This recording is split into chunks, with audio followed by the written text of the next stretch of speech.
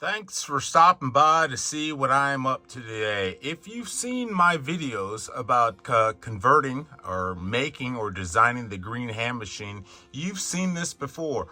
This is, again, for me, was all experimentation. I talked about getting these units up off the floor so that I can use the space three-dimensionally. And the first thing I did was cobble together these shelves. Well, a trip to Alabama for the Huntsville Hamfest convinced me that I had done a reasonable job. But if you remember, over here, I had the transceiver oriented differently. And in this space, so it was down there. And in this space, I had the transverters. Well, I decided to get off my butt and make shelves for the transverters. Since the aluminum had done me well up above, I hacked them together here in aluminum for the transverters, and I think that's not going anywhere.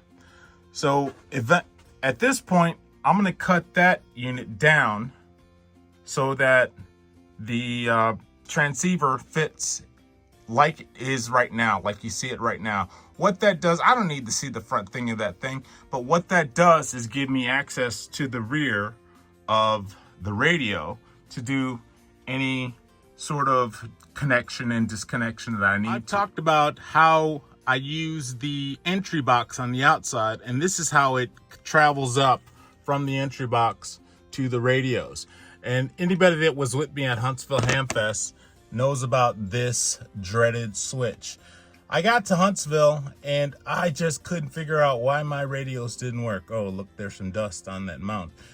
What's wrong? And I talked to guys. It took me 2 hours. And finally, someone said switch, and it dawned on me that I had the switch in the second position for operating shortwave radios. So it comes up the side of the wall, and that switch is the rest of that MFJ switch that we've talked about, the switch between the rigid J pole and the satellite M² VHF antenna. And it goes up and back, 2 to the inverter and 2 to the tuner. Here's a quick view before I go of the kitchen area. I've got some footage of this actually heating up some water. Both these burners work. They're hooked to two 40-pound propane tanks on the front of the unit, and we've got the water working. So that headache is out of the way. Now I just got to figure out the tanks. So the next time you see it, this will be gone. This will also be aluminum, and the transceiver will just be in that portion right there, and the rest of the radios will be, if they don't fall down, on those aluminum shelves. Those shelves supported by aluminum bracketing right there. See you guys next time.